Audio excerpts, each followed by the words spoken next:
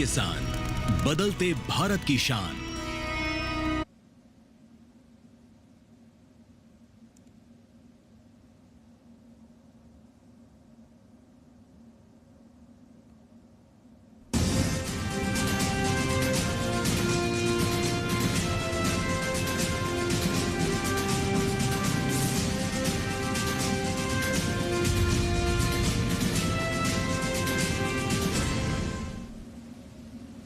नमस्कार, किसान समाचार में आप सभी का स्वागत है। सबसे पहले मुख्य समाचार। केंद्र सरकार का किसानों के हित में बड़ा फैसला। कैबिनेट ने प्रधानमंत्री किसान संपदा योजना के लिए 6,520 करोड़ रुपए के कुल खर्च को दी मंजूरी। मंजूरी में योजना के अन्य घटकों के लिए 1,000 करोड़ रुपए भी शामिल।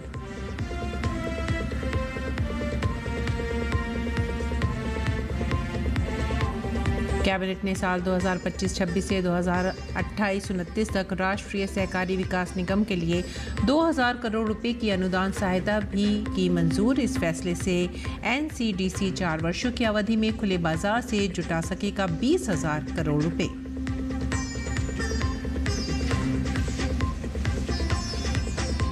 दो 2021 में असम के दरांग जिले में स्थापित गुरुकुट्टी बहुउद्देशीय कृषि परियोजना के 4 सफल वर्ष पूरे। 7,800 बीघा भूमि में फैली ये परियोजना आज बन चुकी है उत्तर पूर्व भारत के सबसे बड़े कृषि उपक्रम से एक।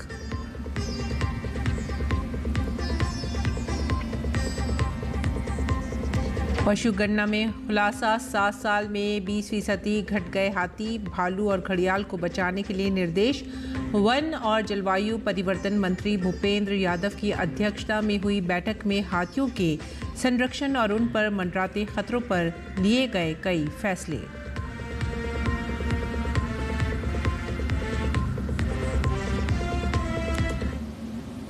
खबरें विस्तार से। मोदी सरकार ने 6 बड़े फैसले लिए हैं। फैसले में 2 फैसले किसानों से जुड़े हुए हैं।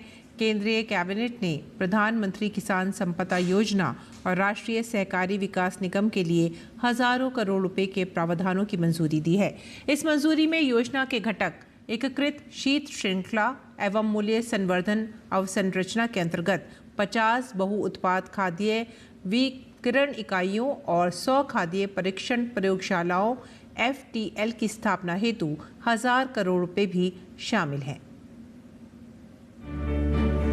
केंद्र सरकार किसानों के हित में एक के बाद एक कई फैसले ले रही है। गुरुवार को हुई कैबिनेट की बैठक में प्रधानमंत्री किसान संपदा योजना PMKSY के लिए 1,920 करोड़ रुपए के अतिरिक्त परिव्यय सहित कुल 6,520 करोड़ रुपए के खर्च को मंजूरी दी गई है। इस मंजूरी में योजना के घटक एकीकृत शीत श्रृंखला एवं मूल्य संवर्धन अवसंरचना के अंतर्गत 50 बहु उत्पाद खाद्य विकिरण इकाइयों और 100 खाद्य परीक्षण प्रयोगशालाओं FTL की स्थापना हेतु 1,000 करोड़ रुपए भी शामिल हैं। किसानों के जीवन में परिवर्तन लाने के लिए प्रधानमंत्री श्री नरेंद्र मोदी जी ने एक के बाद इतने निर्णय लिए हैं। केवल इस तीसरी टर्म में निर्णय अगर सारे देखो तो 9 लाख करोड़ से ज्यादा की टोटल निर्णय। Decisions in the third term itself are more than worth 9 lakh crore rupees. Food processing के लिए प्रधानमंत्री कृषि संपदा योजना ये 2017 में स्टार्ट हुई थी और इसका सबसे बड़ा फोकस था जो फूड प्रोडक्शन है, उस फूड प्रोडक्शन के बाद में फूड प्रोसेसिंग पे ज़्यादा ध्यान दें। Cold storage, food processing, irradiation, laboratory में टेस्टिंग, सॉर्टिंग, पैकेजिंग करके वैल्यू एडिशन कैसे हो फूड में, उस पे सारा का सारा फोकस है इसमें, इस पूरे स्कीम पे। कैबिनेट ने साल 2025-26 से 2028-29 तक 4 वर्षों की अवधि के लिए 2,000 करोड़ रुपए के परिव्यय के साथ राष्ट्रीय सहकारी विकास निगम NCDC को अनुदान सहायता को भी मंजूरी दी है। इस फैसले से NCDC 4 वर्षों की अवधि में खुले बाजार से 20,000 करोड़ रुपए जुटा सकेगा। NCDC जो लोन देती है उस लोन में करीब 99.8% रिकवरी है, नेट NPA 0 है और 500 करोड़ रुपीस जो गवर्नमेंट की तरफ से सपोर्ट मिलेगा हर साल, 4 साल मतलब 2,000 करोड़ टोटल, तो उससे 20,000 करोड़ रुपए की फर्दर लैंडिंग कर पाएंगे। मोदी सरकार के तीसरे टर्म में बुनियादी ढांचा परियोजनाएं हों या किसानों के लिए योजनाओं का आवंटन, इन क्षेत्रों में अच्छी खासी बढ़त देखने को मिली है।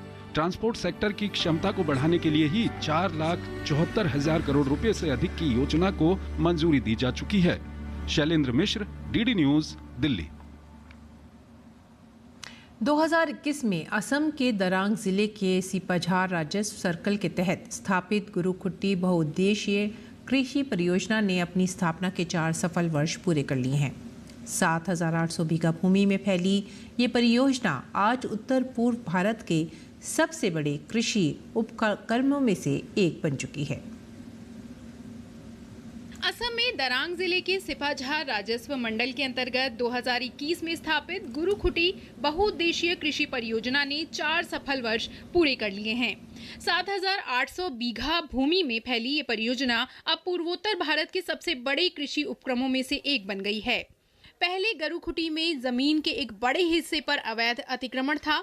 मुख्यमंत्री हिमंता बिस्वा शर्मा ने इस जमीन को पुनः प्राप्त करने और उसे उत्पादक कृषि फार्म में बदलने का संकल्प लिया। आज इस परियोजना में मवेशी पालन, मछली उत्पादन इकाइयां और सब्जियों व फसलों की व्यापक खेती शामिल है। ये प्रोजेक्ट अभी चल रहा है, 4th ईयर ऑलरेडी कंप्लीट हो गया है। हमारा लास्ट ईयर का जो प्रोडक्शन था मोर देन 5 करोड़ का था और अभी हम लोगों ने टारगेट लिया है, ये टारगेट 10 करोड़ का इस साल के लिए हमने लिया है। 300 कृषि सैनिकों के साथ शुरू की गई इस परियोजना की वार्षिक आय 2021 में 1 करोड़ 8 लाख रुपए से बढ़कर 2024 में 5 करोड़ 70 लाख रुपए हो गई है। इस वर्ष इसका लक्ष्य 10 करोड़ रुपए की आमदनी प्राप्त करने का है। परियोजना प्रमुख पद्मा हजारिका के अनुसार प्रमुख फसलों में सरसों, मक्का, काला चना और सब्जियां शामिल हैं। इस फार्म में 200 गिर गायें और 300 सूअर भी हैं। बाढ़ सुरक्षा उपायों और सड़क अवसंरचना ने इस क्षेत्र में सुधार किया है जो कभी अवैध अतिक्रमण के अधीन था। हम लोग का जो इनकम हो रहा है, प्रोडक्शन जो हो रहा है, तो सारा मार्केट में तो दूध भी दिया है, हम लोग का साग सब्जी ये भी दिया है, जो हम लोग का मेज़, मस्टर्ड, ये सब जो प्रोडक्शन हुआ है मार्केट में तो किया है। शॉर्ट टाइम में हम लोग 5 से 1000 बीघा माटी हम लोग और एक्सपेंशन होगा। हम लोग ये प्रोडक्शन बढ़ाएगा, काम करेगा। इधर गुरुकुटी प्रोजेक्ट हम लोग का चीफ मिनिस्टर का ये ड्रीम प्रोजेक्ट है। असम में अवैध प्रवासियों, अतिक्रमण और घुसपैठ एक बड़ा मुद्दा है जिसके खिलाफ राज्य सरकार कड़ी कार्रवाई कर रही है। मौमिता बिस्वास की रिपोर्ट, डीडी न्यूज। दिल्ली के तालकटोरा स्टेडियम में भारत आम महोत्सव का आयोजन किया गया, जिसमें देश के भिन्न भिन्न हिस्सों में उगाए जाने वाले आमों को प्रदर्शित किया गया। इस महोत्सव में क्या कुछ खास रहा, देखिए हमारी इस रिपोर्ट में।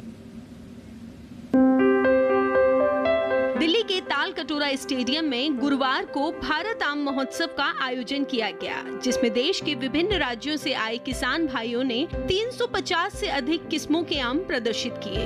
ये आयोजन न केवल आम प्रेमियों के लिए एक अनोखा अनुभव रहा, बल्कि भारतीय कृषि की विविधता और किसानों की मेहनत का एक प्रेरणादायक उदाहरण भी प्रस्तुत हुआ। माननीय प्रधानमंत्री चाहते हैं कि किसानों की आय बढ़े, आम उत्पादन भी उसी में है। और जब से हमारी सरकार बनी है, सरकार ने आम उत्पादन पर विशेष ध्यान दिया है। चाहे उसकी क्वालिटी की बात हो, चाहे वैरायटी बढ़ाने की बात हो, चाहे एक्सपोर्ट की बात हो, या किसानों को सुविधाएं देने की बात हो। कई स्कीम चलाएंगे जिसके कारण किसानों का आम उत्पादन बढ़ा है। और जिस तरह सरकार आम उत्पादन पर ध्यान दे रही है, उससे ये उत्पादन भी बढ़ रहा है और इसकी मांग विदेशों में बढ़ रही है। इस अवसर पर कई राजनीतिक हस्तियों के साथ प्रसार भारती के चेयरमैन नवनीत सहगल भी उपस्थित रहे। उन्होंने कहा कि ये महोत्सव किसानों और उपभोक्ताओं को जोड़ने का एक बेहतरीन माध्यम है। ये न केवल किसानों को उनकी मेहनत का सीधा लाभ देता है, बल्कि दिल्ली की जनता को भी देश भर के दुर्लभ और स्वादिष्ट आमों को जानने और चखने का अवसर प्रदान करता है। आम हमारा एक बहुत अच्छा फल उत्पाद है, जो कि लाखों किसानों की रोजी रोटी, उनकी परिवार आम के उत्पादन पर आगे बढ़ते हैं। और ये एक बहुत ही अच्छा अवसर है कि जब दिल्ली में, जो देश की राजधानी है, तरह तरह की पूरे देश की आम की वैरायटी यहाँ लोगों को देखने को मिल रही है। न केवल लोगों को देखने को मिल रही बल्कि चखने को भी मिल रही है। तो आम का उत्पादन अगर बढ़ता है, उसका बाजार अगर बढ़ता है, उससे बाजार बढ़ाने में हेल्प मिलेगी। महोत्सव का उद्देश्य आम की पारंपरिक और स्थानीय किस्मों को प्रोत्साहन देना, किसानों को मंच उपलब्ध कराना और जैव विविधता को बढ़ावा देना है। यह आयोजन दर्शाता है कि किस प्रकार भारत की मिट्टी में उपजने वाला ये फल केवल स्वाद ही नहीं बल्कि संस्कृति और परिश्रम का भी प्रतीक है। जहां एक और केंद्र सरकार किसानों की आय बढ़ाने के लिए, उनका विकास करने के लिए तमाम योजनाएं धरातल पर लेकर आ रही है, वहीं दूसरी ओर ये नए भारत की मिठास भारत आम महोत्सव किसानों के विकास के लिए कहीं ना कहीं मील का पत्थर साबित होगा। जब इन आमों को बाहर भेजा जाएगा तो कहीं ना कहीं किसानों की आय में बढ़ोतरी होगी और साथ ही साथ हमारा देश विकसित भारत बनने की ओर अग्रसर होगा। कैमरा पर्सन पीयूष के साथ मैं डॉक्टर सुयश शर्मा, डीडी न्यूज़, दिल्ली। पहाड़ों की ठंडी फिजा और हरियाली के बीच देहरादून में जब प्रोजेक्ट एलिफेंट की 21वीं संचालन समिति की बैठक हुई तो चर्चा का केंद्र थे हमारे जंगलों के शांत और विशाल प्रहरी हाथी। पर्यावरण, वन और जलवायु परिवर्तन मंत्री भूपेंद्र यादव की अध्यक्षता में हुई इस अहम बैठक में हाथियों के संरक्षण, उनके जीवन पर मंडराते खतरों और इंसान के साथ बढ़ते टकराव पर कई निर्णायक फैसले लिए गए। बैठक में केवल हाथियों की ही बात नहीं हुई बल्कि भारत की जैविक विविधता को बचाने की दिशा में व्यापक योजना पर भी काम हुआ। भालू और घड़ियाल जैसी विलुप्त प्राय प्रजातियों को भी संरक्षण कार्यक्रम में शामिल करने की घोषणा की गई।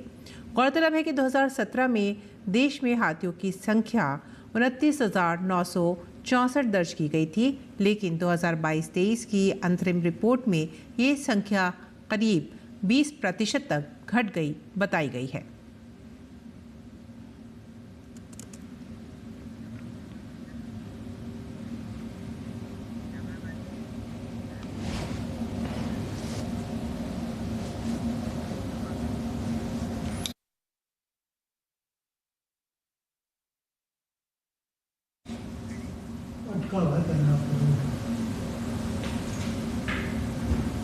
और केंद्रीय पर्यावरण, वन एवं जलवायु परिवर्तन राज्य मंत्री कीर्तिवर्धन सिंह ने वीरवार को राज्यसभा में बताया कि चिल्का झील के पारिस्थितिकी तंत्र के संरक्षण की दिशा में कई उपाय किए गए हैं।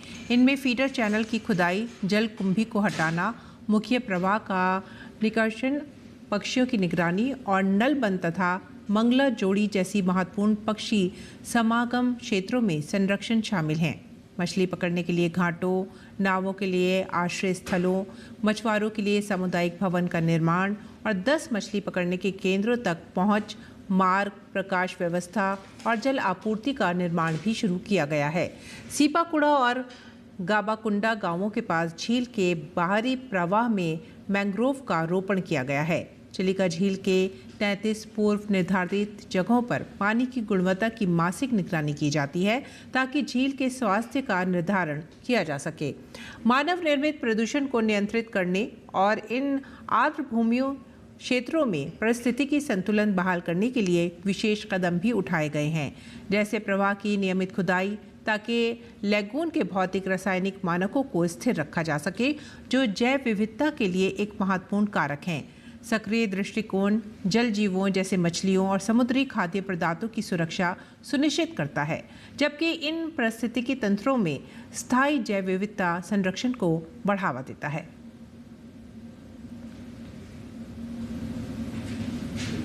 और आइए बात करते हैं नींबू की खेती की। नींबू की खेती मुख्य रूप से आंध्र प्रदेश, महाराष्ट्र, गुजरात, तमिलनाडु में होती है, परंतु बिहार के गया जिले के शेरघाटी प्रखंड के अंतर्गत नवादा गांव के किसान नींबू की व्यावसायिक खेती से हजारों रुपए कमा रहे हैं। पेश है ये रिपोर्ट। नींबू की खेती मुख्य रूप से आंध्र प्रदेश, महाराष्ट्र, गुजरात, तमिलनाडु में होती है, परंतु बिहार के गया जिले के शेरघाटी प्रखंड अंतर्गत नवादा गांव के किसानों ने भी नींबू को व्यावसायिक खेती के तौर पर अपनाना शुरू कर दिया है। यहाँ के कई किसान आंध्र प्रदेश, महाराष्ट्र, गुजरात, तमिलनाडु की नर्सरियों से उन्नत किस्म के नींबू के पौधे खरीद कर व्यावसायिक खेती कर रहे हैं। नवादा गांव निवासी विनोद कुमार सिंह ने 5 एकड़ जमीन में नींबू का बगीचा लगाया है और हर महीने हजारों रुपए कमा रहे हैं। नींबू तो इतना फलनशील है कि एक पौधे में एक पौधे में करीब करीब हम समझते हैं कि 300-400 पौधा फल दे रहा है। 300-400 लाभ तो बहुत अच्छा मिल रहा है, इसलिए कि हम समझ रहे हैं कि जैसे कट्ठा पर हम लोग इसको बैठा रहे हैं ना, तो कट्ठा पर करीब करीब 4,000 रुपया लमसम पकड़ ले रहा है।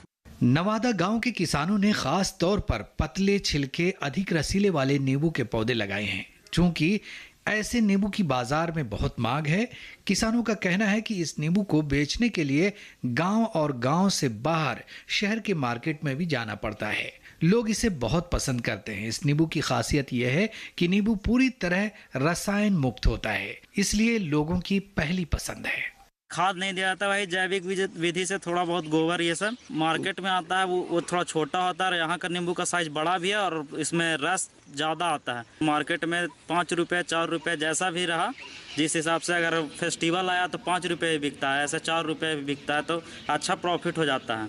बिहार के शेर घाटी के किसान अब अपने खेतों में नींबू का पौधा लगाकर हजारों रुपए कमा रहे हैं, जो दूसरे किसानों के लिए भी प्रेरणा का स्रोत बन रहा है।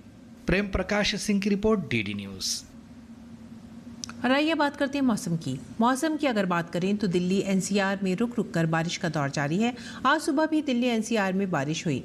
बारिश के कारण लोगों को उमस और गर्मी से राहत मिली है। वहीं तापमान में भी अच्छी खासी कमी दर्ज की गई है। आज दिल्ली एनसीआर में न्यूनतम तापमान लगभग 26 से 27 डिग्री सेल्सियस और अधिकतम तापमान 30 से 31 डिग्री सेल्सियस रहने की संभावना है। वहीं हिमाचल प्रदेश, उत्तराखंड, जम्मू कश्मीर, पंजाब, हरियाणा और उत्तर प्रदेश में हल्की से मध्यम बारिश के साथ कहीं कहीं भारी बारिश की संभावना है। पूर्वी राजस्थान में भी आज बारिश हो सकती है। भारतीय मौसम विभाग के मुताबिक बिहार, झारखंड, ओडिशा, छत्तीसगढ़ और मध्य प्रदेश में कई स्थानों पर हल्की से मध्यम बारिश के साथ ही गरज के साथ बिजली गिरने की संभावना भी है। बिहार में 5 अगस्त तक लगातार बारिश होने की संभावना जताई गई है। आईएमडी ने 2 से 3 अगस्त के लिए मूसलाधार बारिश की चेतावनी दी है। वहीं आज अरुणाचल प्रदेश, असम, मेघालय, नागालैंड, मणिपुर, मिजोरम, त्रिपुरा में बारिश जारी रहने के आसार हैं। 2 अगस्त को असम और मेघालय में बहुत भारी बारिश की आशंका है। अगले 5 दिनों तक दक्षिण भारत के कई हिस्सों में तेज हवाएं चलने की संभावना भी है। आज तेलंगाना, कर्नाटक और आंध्र प्रदेश में हल्की से मध्यम बारिश हो सकती है। गुजरात और महाराष्ट्र के कुछ हिस्सों में हल्की से मध्यम बारिश होने की संभावना है।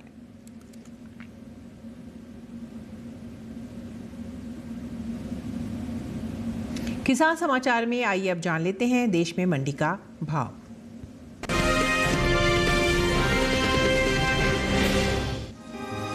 आम सीजन के चलते कृषि उपज मंडियों में इन दिनों आम की आवक सामान्य बनी हुई है। भाव की बात करें तो एग्मार्कनेट के मुताबिक हरियाणा की गुरुग्राम मंडी में आम का कारोबार भारी गिरावट के साथ हुआ। यहां 30 जुलाई को आम का भाव था 6,000 रुपए। 31 जुलाई को आम का भाव 2,000 रुपए लुढ़क कर 4,000 रुपए रह गया।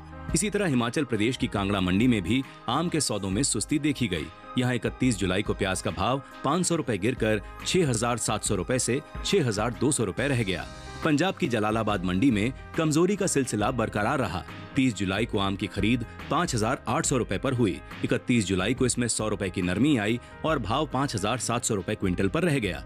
जबकि राजस्थान की श्री गंगानगर मंडी में इस दौरान आम के कारोबार में तेजी रही। 30 जुलाई को यहाँ आम का भाव 4,500 रुपए था। 31 जुलाई को इसके सौदे 500 रुपए उछलकर 5,000 रुपए पर हुए। वहीं देश की दूसरी मंडियों में आम के भाव की बात करें तो पंजाब की खन्ना मंडी में गुरुवार को आम का भाव रहा 4,500 रुपए। हिमाचल प्रदेश की पालमपुर मंडी में आम 3,000 रुपए पर बिका, जबकि राज्य की ही कुल्लू मंडी में इस दौरान आम के सौदे 6,100 रुपए पर हुए। वहीं बात निर्यात की करें तो कृषि मंत्रालय और एपीडा की ओर से जारी ताजा आंकड़ों के मुताबिक भारत ने वित्तीय वर्ष 2022-23 के दौरान 22,963.78 मीट्रिक टन आमों का निर्यात किया था, जबकि चालू वित्तीय वर्ष 2023-24 यानी अप्रैल से अगस्त महीने के दौरान भारत ने 27,330.02 मीट्रिक टन आमों का निर्यात किया है, जो बीते साल से ज्यादा है।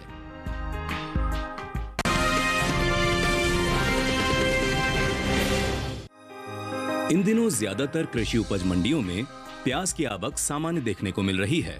भाव पर नजर डालें तो कांगड़ा, सूरत और जलालाबाद मंडी में इस दौरान प्याज के सौदों में कोई फेरबदल नहीं हुआ, जबकि बदायूं मंडी में प्याज के भाव में सुस्ती देखने को मिली। एगमार्कनेट के मुताबिक देश के अलग अलग राज्यों की मंडियों में प्याज के भाव इस तरह रहे। हिमाचल प्रदेश की कांगड़ा मंडी में 30 जुलाई को प्याज का भाव रहा 2,300 रुपए। 31 जुलाई को इसके भाव में कोई बदलाव देखने को नहीं मिला और भाव 2,300 रुपए पर बना रहा। इसी तरह गुजरात की सूरत मंडी में 30 जुलाई को प्याज का भाव रहा 1,300 रुपए, जो कि 31 जुलाई को 1,300 रुपए पर टिका रहा। पंजाब की जलालाबाद मंडी में बीते 2 दिनों के दौरान प्याज के भाव स्थिर रहे। यहाँ 30 और 31 जुलाई को प्याज 1,600 रुपए पर बिकी, जबकि उत्तर प्रदेश की बदायूं मंडी में प्याज का कारोबार गिरावट के साथ हुआ। यहाँ 30 जुलाई को प्याज का भाव था 1,400 रुपए। 31 जुलाई को इसके सौदे 10 रुपए गिरकर 1,390 रुपए पर हुए। चीन के बाद भारत दुनिया का दूसरा सबसे बड़ा प्याज की पैदावार करने वाला देश है। भारत के लगभग सभी राज्यों में प्याज की खेती की जाती है, लेकिन महाराष्ट्र देश का सबसे बड़ा राज्य है जहां प्याज की पैदावार सबसे ज्यादा होती है। यहां बड़े पैमाने पर प्याज की खेती की जाती है। महाराष्ट्र की बाकी मंडियों के मुकाबले लासलगांव मंडी में प्याज की सबसे ज्यादा आवक देखने को मिलती है। उसके बाद मध्य प्रदेश, कर्नाटक और गुजरात का स्थान आता है। वहीं बात प्याज की करें तो कृषि मंत्रालय की ओर से जारी तीसरे अग्रिम अनुमान के मुताबिक घरेलू स्तर पर साल 2023-24 के दौरान प्याज की पैदावार 242,44,000 टन होने की उम्मीद है। प्याज के निर्यात को देखें तो दुनिया में भारतीय प्याज की काफी मांग है। एपीडा के मुताबिक साल 2023-24 के दौरान भारत ने तकरीबन 17,17,439 मीट्रिक टन ताजा प्याज का निर्यात किया है, जिसकी कीमत लगभग 3,922 करोड़ रुपए है।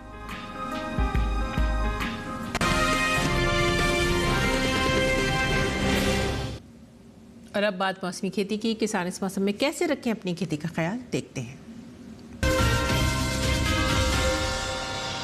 नमस्कार, आप देख रहे हैं डीडी किसान। मैं हूं एआई कृष और आज हम भारत के विभिन्न राज्यों में होने वाली खेती किसानी से संबंधित सलाहों के बारे में पूरी जानकारी देंगे।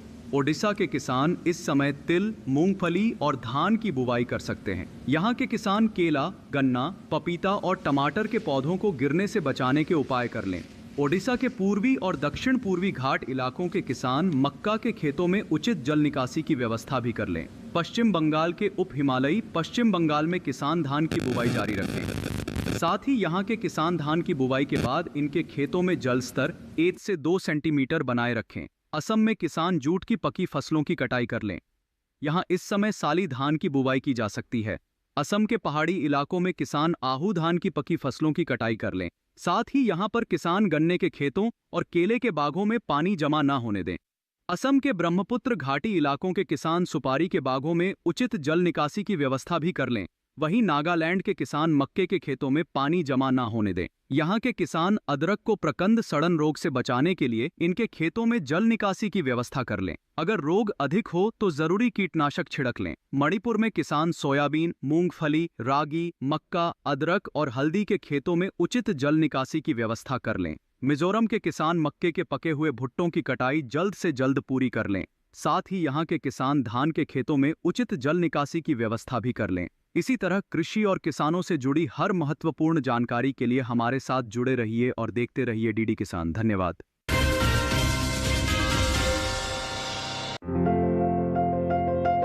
ये मौसम भिंडी की बुवाई के लिए अनुकूल है। उत्तरी भारत के मैदानी इलाकों में गर्मी की फसल जनवरी के अंतिम सप्ताह से मार्च तक और बरसात की फसल जून से जुलाई तक बोई जाती है। 1 हेक्टेयर में भिंडी की बुआई के लिए 18 से 22 किलो बीज पर्याप्त हैं। भिंडी की बुआई करने से पहले खेतों को जोतकर तैयार कर लें, खरपतवार को साफ कर लें। बुआई करते समय कतार के कतार से दूरी 30 सेंटीमीटर और पौध से पौध की दूरी 13 से 15 सेंटीमीटर रखें। किसान भिंडी की कई किस्मों की बुआई कर सकते हैं, जैसे पूसा मखमली, पूसा सावनी, लाल भिंडी और IHR 31 आदि। पूसा मखमली किस्म की भिंडी की लंबाई 6 से 8 इंच तक होती है। ये भिंडी लंबी, सीधी, चिकनी और हरी रंग की होती है। पूसा सावनी किस्म की भिंडी की लंबाई 10 से 15 सेंटीमीटर होती है। ये लंबी, पतली, नर्म, चिकनी और गहरे हरी रंग की होती है। पूसा सावनी किस्म की 1 हेक्टेयर में 80 से 100 क्विंटल तक पैदावार ली जा सकती है। लाल भिंडी लंबी, सीधी और गूदेदार होती है, जबकि IHR 31 किस्म की भिंडी की लंबाई 24 सेंटीमीटर तक होती है। ये मोटे गूदे वाली और हल्के हरी रंग की होती है। अगर बात सिंचाई की करें तो बुआई के तुरंत बाद फसल में पहली सिंचाई करें और फिर दूसरी और तीसरी सिंचाई 3 से 4 दिन के अंतराल पर करें। फसल की अच्छी बढ़वार के लिए खेतों में समय समय पर निराई गुड़ाई करते रहें।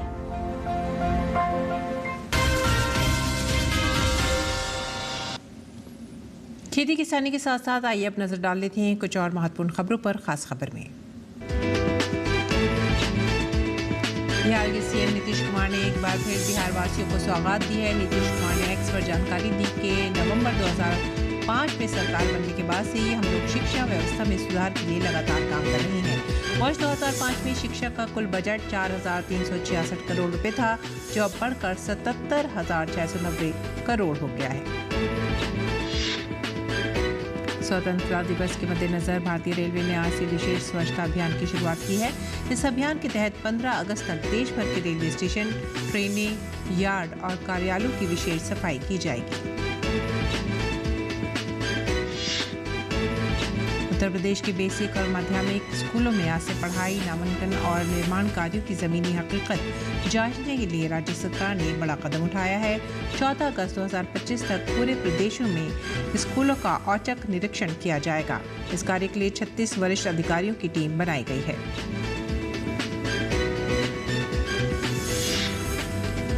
मुख्यमंत्री नायब सिंह सैनी ने हरियाणा राजस्व एवं आपदा प्रबंधन विभाग की नई वेबसाइट का शुभारंभ किया। मुख्यमंत्री ने कहा कि ये सिर्फ एक वेबसाइट का शुभारंभ नहीं है, बल्कि ये डिजिटल हरियाणा और सुशासन की दिशा में उठाया गया एक ठोस कदम है।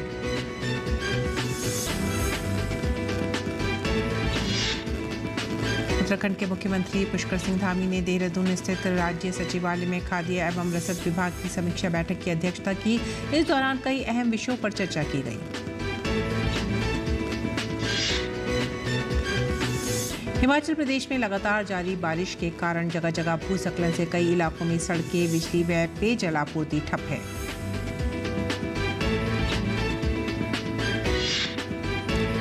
देश की राजधानी दिल्ली में आज एक मेगा मॉक ड्रिल का आयोजन किया जा रहा है। भूकंप के बढ़ते खतरे को देखते हुए राजधानी के 11 जिलों के 55 स्थानों पर होने वाले ये अभ्यास नागरिकों को आपात स्थिति में सजग और सुरक्षित प्रतिक्रिया देना सिखाएंगे।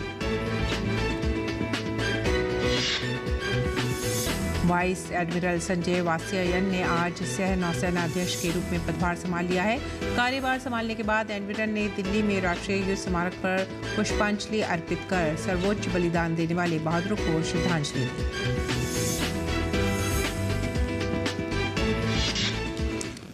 और इसी के साथ ही आप हमारी पूरी टीम को दीजिए आज्ञा। नमस्कार।